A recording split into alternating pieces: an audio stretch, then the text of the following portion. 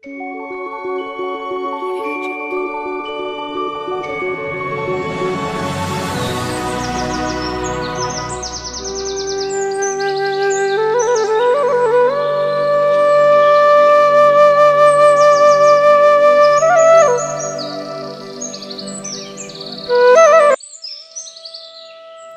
ಸ್ನೇಹಿತರೆ, Hampi travel time ಚಾನಲ್ಗೆ ಸ್ವಾಗತ.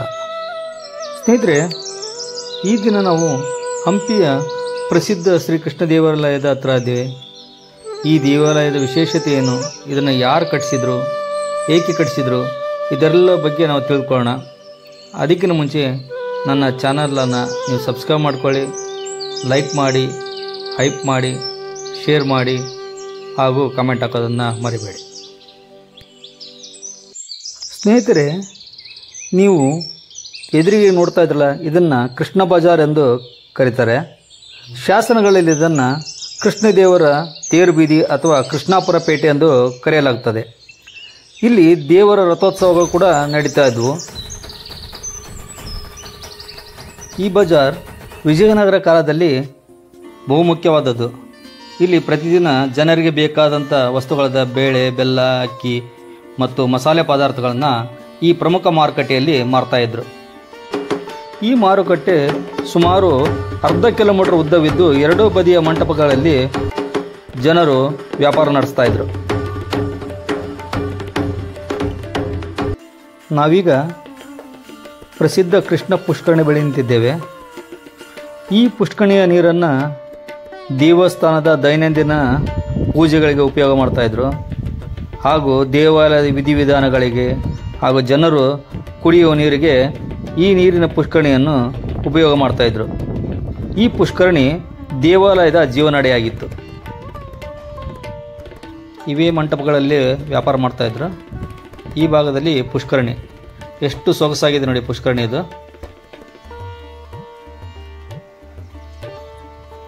ತುಂಬ ಪ್ರಶಾಂತವಾದ ಸ್ಥಳ. ನೀವಿಲ್ಲಿ ಬಂದರೆ ನಿಮಗೆ ಟೈಮ್ ಹೋಗಿದ್ದು ಗೊತ್ತಾಗಲ್ಲ, ಅಷ್ಟು ಸುಂದರವಾಗಿದೆ ಈ ಸ್ಥಳ.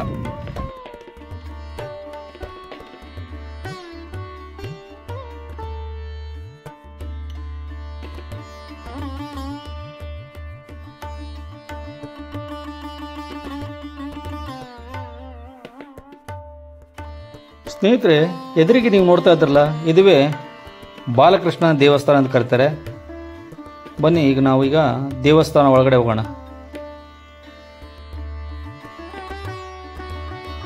ಸ್ನೇಹಿತರೆ, ಶ್ರೀಕೃಷ್ಣ ದೇವರಾಯನು ಈಗಿನ ಒರಿಸ್ಸಾದ ಕಳಿಂಗ ದೇಶದ ರಾಜ ಗಜಪತಿ ರಾಜನನ್ನು ಕ್ರಿಸ್ತಶಕ 1513ರಿಂದ 1515ರವರೆಗೆ 2 ವರ್ಷಗಳ ಕಾಲ ಯುದ್ಧ ನಡೆಯುತ್ತೆ. ಘನಘೋರ ಯುದ್ಧ ನಡೆಯುತ್ತೆ. ಕೊನೆಗೆ ಶ್ರೀಕೃಷ್ಣ ದೇವರಾಯನು ಗಜಪತಿ ರಾಜನನ್ನು ಸೋಲಿಸಿ ಉದಯಗಿರಿ ಕೋಟೆಯನ್ನು ವಶಪಡಿಸಿಕೊಳ್ತಾನೆ. ಇದು ಕೃಷ್ಣ ದೇವಸ್ಥಾನ ಆಗಿರೋದ್ರಿಂದ ಇಲ್ಲಿ 2 ಭಾಗದಲ್ಲಿ ಗೋಪಿಕಾ ಸ್ತ್ರೀಯರನ್ನು ನೀವು ನೋಡ್ಬೋದು. ಈ ಕಂಬಗಳ ಮೇಲೆ ವಿಷ್ಣುವಿನ ದಶಾವತಾರ ಕೂಡ ನೀವು ನೋಡ್ಬೋದು. ನೋಡಿ ಯಾವ ರೀತಿ ಇದೆ ಅಂತ.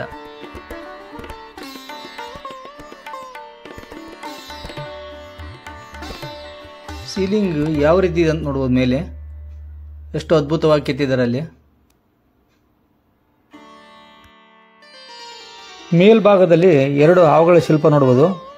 ಮಧ್ಯದಲ್ಲಿ ಸೂರ್ಯ ಮತ್ತು ಚಂದ್ರನ ಚಿತ್ರಣ ಇದೆ. ಈ ಹಾವುಗಳು ರಾಹು ಕೇತು ಎಂದು ಸೂರ್ಯಗ್ರಹಣ ಮತ್ತು ಚಂದ್ರಗ್ರಹಣ ಸಂಕೇತ ಎಂದು ಗುರುತಿಸಲಾಗಿದೆ. ಬಾಲಕೃಷ್ಣ ಉಬ್ಬು ಶಿಲ್ಪ ಎಷ್ಟು ಚೆನ್ನಾಗಿದೆ ನೋಡಿ. ಇದು ತುಂಬ ಸೊಗಸಾಗಿದೆ. ಇದು ಕೃಷ್ಣನ ಸಖಿಯರು, ದ್ವಾರ ಪಾಲಕಿಯರು ಅಂತ ಹೇಳ್ಬೋದು ಇವ್ರನ್ನ, ಗೋಪಿಕಾ ಸ್ತ್ರೀಯರು. ಗಣೇಶ ಎಲ್ಲ ಉಬ್ಬು ಚಿತ್ರಗಳನ್ನು ಈ ಕಂಬಗಳ ಮೇಲೆ ಕೆತ್ತಿದ್ದಾರೆ.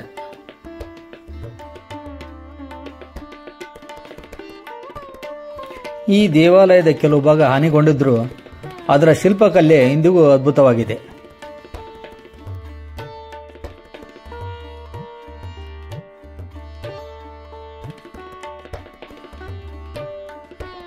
ಇದು ನೀರು ಸಂಗ್ರಹ ಮಾಡುವ ಒಂದು ಕೊಳ ಅನ್ಬೋದು.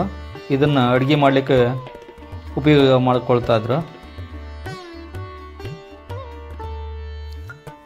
ದೇವಾಲಯದಲ್ಲಿ ಮುಖಮಂಟಪ, ಮಧ್ಯಮ ಮಂಟಪ, ಅಂತರಾಳ, ಶಕನಾಸಿ ಮತ್ತು ಗರ್ಭಗುಡಿ ಎಂಬ ಭಾಗಗಳಿವೆ. ದ್ರಾವಿಡ ಶೈಲಿ ನಿರ್ಮಿತ ಈ ದೇವಾಲಯದ ನವರಂಗ ಮಂಟಪ ತುಂಬ ಆಕರ್ಷಕವಾಗಿದೆ. 1513ರಲ್ಲಿ ಗಜಪತಿ ರಾಯನನ್ನು ಸೋಲಿಸಿ ಉದಯಗಿರಿ ಕೋಟೆಯನ್ನು ವಶಪಡಿಸಿಕೊಂಡ ನಂತರ ಆ ಜಯದ ಸಂಕೇತವಾಗಿ ಬಾಲಕೃಷ್ಣ ಮೂರ್ತಿಯನ್ನು ಹಂಪಿಗೆ ತಂದು ಇಲ್ಲಿ ಪ್ರತಿಷ್ಠಾಪಿಸಿದರು. ಈ ದೇವಾಲಯದ ಆವರಣದಲ್ಲಿ ದೀಪಸ್ತಂಭ, ಹೋಮಕುಂಡ, ಅಡಿಗೆ ಮನೆ, ನೀರಿನ ಕೊಳ, ಧ್ಯಾನ ಮಂಟಪ ಇವೆಲ್ಲೂ ಈ ದೇವಾಲಯದ ಭಾಗಗಳಾಗಿವೆ.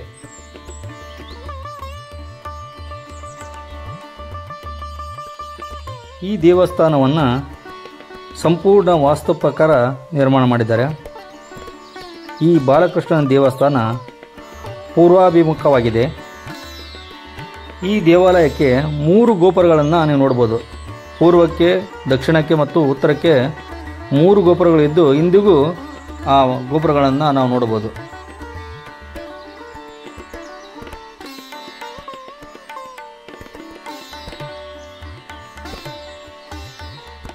ಎಡಗಡೆ ಭಾಗದಲ್ಲಿ ನೋಡ್ಬೋದು ಧ್ಯಾನ ಮಂಟಪಗಳು.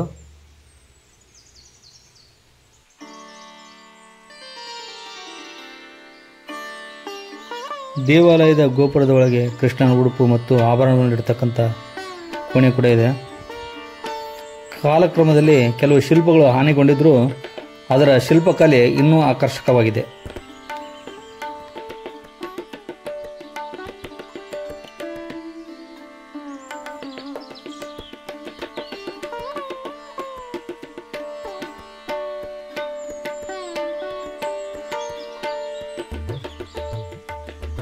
ಇದನ್ನು ಲಕ್ಷ್ಮೀ ದೇವಸ್ಥಾನ ಎಂದು ಕರೆಯುತ್ತಾರೆ, ಆದರೆ ಒಳಗಡೆ ದೇವರಿಲ್ಲ.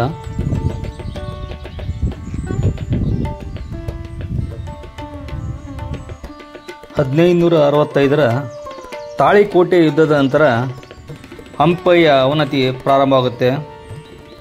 ಬಹುಮನಿ ಸುಲ್ತಾನರು ಈ ಹಂಪಿಯನ್ನು ನಾಶ ಮಾಡ್ತಾರೆ. ಪ್ರತಿಯೊಂದು ಶಿಲ್ಪಗಳನ್ನು, ದೇವಸ್ಥಾನಗಳನ್ನು ಹಾಳು ಮಾಡ್ತಾರೆ ಆದಿಲ್ ಶಾಹಿಗಳು. ನೋಡಿ ಎಷ್ಟು ಸುಂದರವಾದ ಆನೆಗಳನ್ನ ಯಾವ ರೀತಿ ಹೊಡೆದಾಕಿದ್ದಾರೆ ಅವರು.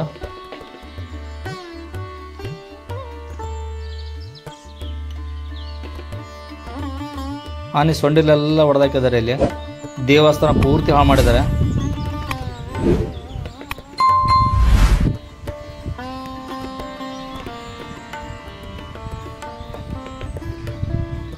ಈ ದೇವಸ್ಥಾನ ಕಂಬಗಳ ಮೇಲೆ ಸಾಕಷ್ಟು ದೇವರುಗಳ ಉಬ್ಬು ಚಿತ್ರಗಳನ್ನು ನೀವು ನೋಡ್ಬೋದು. ಬಾಲಕೃಷ್ಣ ಗುಡಿ ಆಗಿರೋದ್ರಿಂದ ಶ್ರೀಕೃಷ್ಣನ ಉಬ್ಬು ಚಿತ್ರಗಳು ಈ ದೇವಸ್ಥಾನದಲ್ಲಿ ಸಾಕಷ್ಟಿವೆ.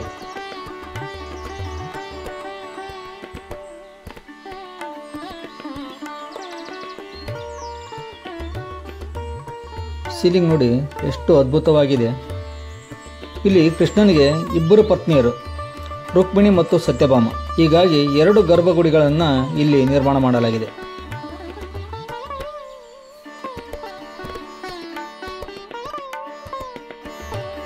ಈ ಕಂಬದಲ್ಲಿ ನೀವು ಉಗ್ರ ನರಸಿಂಹನ ಮೂರ್ತಿಯನ್ನು ನೋಡ್ಬೋದು. ತುಂಬ ಅದ್ಭುತವಾಗಿ ಕೆತ್ತಿದ್ದಾರೆ ಶಿಲ್ಪಿಗಳು. ಉಗ್ರ ನರಸಿಂಹ ಸಾಕಷ್ಟು ಉಬ್ಬು ಚಿತ್ರಗಳನ್ನು ನೀವು ಇಲ್ಲಿ ನೋಡ್ಬೋದು. ಕಾಳಿಂಗ ಮರ್ದನ ಮಾಡ್ತಕ್ಕಂಥ ಕೃಷ್ಣ.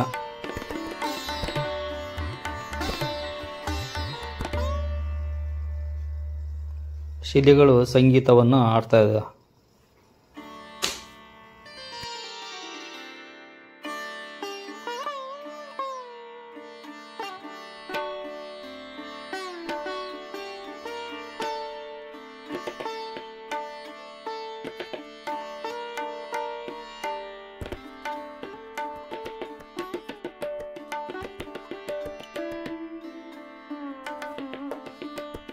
ಕಂಬಗಳ ಮೇಲೆ ಸಾಕಷ್ಟು ಉಬ್ಬು ಶಿಲ್ಪಗಳನ್ನು ನೀವು ನೋಡಬಹುದು.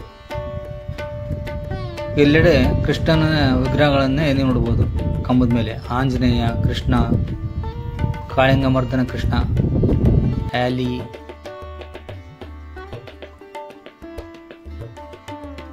ಎಷ್ಟು ಸುಂದರವಾಗಿ ಈ ದೇವಸ್ಥಾನ, ಬ್ಯೂಟಿಫುಲ್.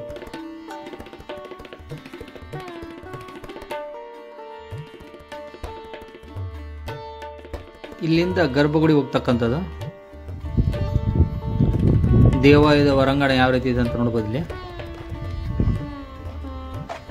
ಹೊರಗಿನ ಗೋಡೆಗಳು ಕೂಡ ಸಾಕಷ್ಟು ಕೃಷ್ಣನ ಚಿತ್ರಗಳನ್ನು ಕೆತ್ತಿದ್ದಾರೆ. ಗೋಡೆಯ ಮೇಲೆಲ್ಲ ಶಿಲಾಶಾಸನಗಳನ್ನು ನೀವು ನೋಡಬಹುದು. ಈ ದೇವಸ್ಥಾನದಲ್ಲಿ ಶಿಲಾಶಾಸನಗಳು ಸಾಕಷ್ಟು ಇವೆ. ಯಾರು ಕಟ್ಟಿಸಿದ್ರು, ಯಾವಾಗ ಕಟ್ಟಿಸಿದ್ರು, ಇವೆಲ್ಲ ಮಾಹಿತಿಯನ್ನ ಈ ಶಾಸನಗಳಲ್ಲಿ ನೋಡಬಹುದು. ಶ್ರೀಕೃಷ್ಣ ದೇವರಾಯನು ಕೃಷ್ಣನ ಮಹಾಭಕ್ತ. ಹಾಗಾಗಿ ಅವರು ಈ ದೇವಸ್ಥಾನಕ್ಕೆ ಪೂಜೆ ಸಲ್ಲಿಸ್ತಾ ಇದ್ರು. ಈ ದೇವಾಲಯವು ವಿಜಯನಗರ ಶಿಲ್ಪಕಲೆಯ ಅಮೂಲ್ಯ ಮಣಿಯಾಗಿದೆ. ಕೃಷ್ಣದೇವರಾಯನ ಶೌರ್ಯ, ಅವರ ಭಕ್ತಿ ಮತ್ತು ಆ ಕಾಲದ ಕಲಾತ್ಮಕ ಸಾಮರ್ಥ್ಯವನ್ನು ಈ ದೇವಾಲಯ ಇಂದಿಗೂ ಸಾರುತ್ತದೆ. ಹಂಪಿಗೆ ಬರುವಾಗ ಬಾಲಕೃಷ್ಣ ದೇವಾಲಯವನ್ನು ತಪ್ಪದೇ ನೋಡಿ. ಗೋಪಿಕಾ ಸ್ತ್ರೀಯರ ಜೊತೆ ಇರ್ತಕ್ಕಂಥ ಕೃಷ್ಣನ ಒಂದು ಭಂಗಿಯನ್ನು ನೀವು ನೋಡಬಹುದಿಲ್ಲ. ಶಿಲ್ಪಿ ತುಂಬ ಅದ್ಭುತವಾಗಿ ಇದನ್ನು ಕೆತ್ತಿದ್ದಾನೆ.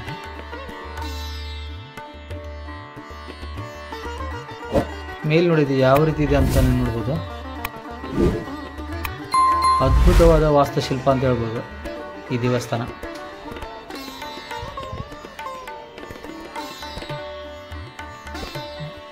ಕೃಷ್ಣದೇವರಾಯ ಮತ್ತು ಕೃಷ್ಣ ಇಲ್ಲಿ ನೋಡಿದ್ರೆ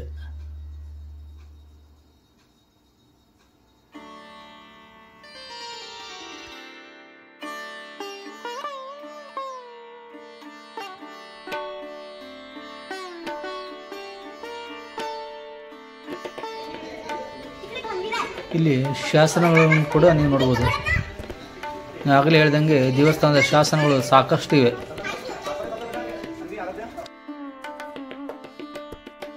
ಸ್ನೇಹಿತರೆ, ನೀವೀಗ ದೇವಸ್ಥಾನದ ಗೋಪುರದ ಮೇಲೆ ಇರತಕ್ಕಂಥ ಗಾರೆ ಶಿಲ್ಪದಲ್ಲಿ ಮಾಡಿದ ಒಂದು ಚಿತ್ರಗಳನ್ನು ನೋಡ್ತಾ ಇದ್ರೆ, ಉಬ್ಬು ಶಿಲ್ಪಗಳನ್ನು. ಇಲ್ಲಿ ಉದಯಗಿರಿ ಕೋಟೆಯ ಮೇಲೆ ಮಾಡಿದಂಥ ಯುದ್ಧ, ಗಜಪತಿ, ಶ್ರೀಕೃಷ್ಣ ದೇವರಾಯ ಮತ್ತು ಅವನ ಇಬ್ಬರು ಹೆಂಡತಿಯರು, ಇವರೆಲ್ಲರನ್ನ ಇಲ್ಲಿ ನೋಡ್ಬೋದು. ಈ ಭಾಗದಲ್ಲಿ ನೀವು ಶ್ರೀಕೃಷ್ಣ ದೇವರಾಯ, ಅವನ ಇಬ್ಬರು ಹೆಂಡತಿಯರು, ಆ ಕಡೆ ಯುದ್ಧ ಮಾಡ್ತಕ್ಕಂಥ ಸನ್ನಿವೇಶ.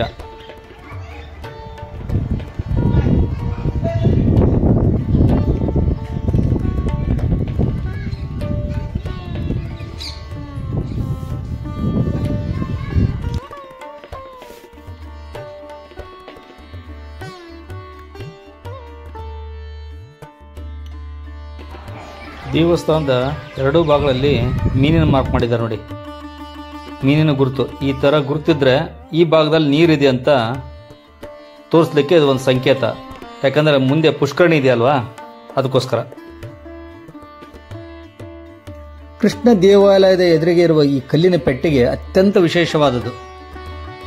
ಇದು ದೇವಾಲಯದ ಕಾಣಿಕೆ ಪೆಟ್ಟಿಗೆ, ಅಂದರೆ ಹುಂಡಿ. ಅಂದಿನ ಕಾಲದಲ್ಲಿ ಭಕ್ತರು, ವ್ಯಾಪಾರಿಗಳು ತಮ್ಮ ಕಾಣಿಕೆಗಳನ್ನು ಈ ರಂಧ್ರದ ಮೂಲಕ ತಮ್ಮ ಕಾಣಿಕೆಗಳನ್ನು ಒಳಗಡೆ ಹಾಕ್ತಾಯಿದ್ರು. ಈ ಕಾಣಿಕೆ ಪೆಟ್ಟಿಗೆ ಹಂಪಿಯ ಧಾರ್ಮಿಕ ಚಟುವಟಿಕೆಗಳಿಗೆ ಸಾಕ್ಷಿಯಾಗಿತ್ತೆಂದು ಇತಿಹಾಸಕಾರರು ಹೇಳುತ್ತಾರೆ. ಕಾಣಿಕೆ ಪೆಟ್ಟಿಗೆ ಒಳಗಡೆ ಹೇಗಿದೆ ಅಂತ ನೀವು ನೋಡ್ಬೋದು. ಮತ್ತೆ ನೀವು ಕೈ ಹಾಕ್ಲಿಕ್ಕೆ ಹೋಗಬೇಡಿ, ಒಳಗಡೆ ಹುಳ ಉಪ್ಪಡಿ ಇರ್ತವೆ, ಅಲ್ಲೇನಿಲ್ಲ. ಈಗ ಸ್ನೇಹಿತರೆ, ಇದಾಗಿತ್ತು ಇಂದಿನ ವಿಶೇಷ ವಿಡಿಯೋ. ಈ ದೇವಸ್ಥಾನ ವಿಜಯನಗರ ಶಿಲ್ಪಕಲೆಯ ಅಮೂಲ್ಯ ರತ್ನ ಆಗಿತ್ತು ಎಂದು ಹೇಳ್ಬೋದು. ಸ್ನೇಹಿತರೆ, ಹಂಪಿಗೆ ಬಂದಾಗ ತಪ್ಪದೇ ನೀವು ಬಾಲಕೃಷ್ಣ ದೇವಾಲಯವನ್ನು ನೋಡಿ. ಇದು ಕೇವಲ ಕಲ್ಲಿನ ರಚನೆಯಲ್ಲ, ಇತಿಹಾಸದ ಜೀವಂತ ಸಾಕ್ಷಿ. ಸ್ನೇಹಿತರೆ, ಇಂಥದೇ ವಿಡಿಯೋಗಳಿಗಾಗಿ